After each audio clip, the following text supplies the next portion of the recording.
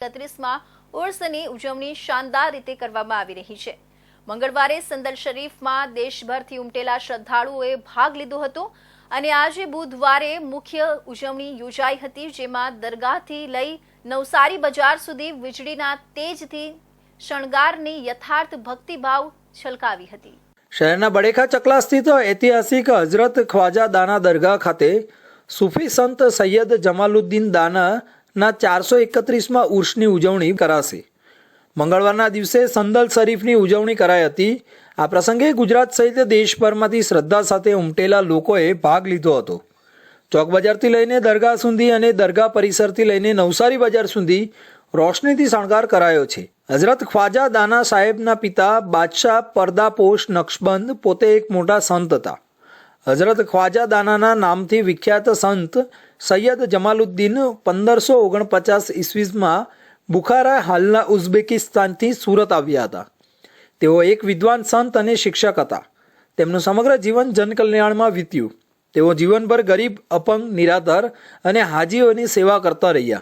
ઈસવીસન 1607માં 116 વર્ષની ઉંમરે તેમનું અવસાન થયું। अल्हम्दुलिल्लाह आज से हज़रत सैयद जमालुद्दीन दाना नक्शबंदी रहमतुल्लाह अलैह का जो मारूफ है ख्वाजा दाना साहब के नाम से, उनका आज से 431वां उर्स मुबारक की शुरुआत हो गई अल्हम्दुलिल्लाह।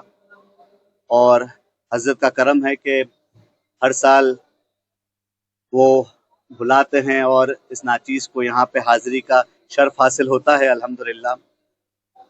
आप देखें कि जो भी दुनिया भर में जो खानकाएं हैं, जो बड़े बुजुर्गों के मज़ारात हैं, वहाँ पे जो लोग जाते हैं वो किसी एक कौम व मिल्लत से ताल्लुक़ नहीं रखते हैं।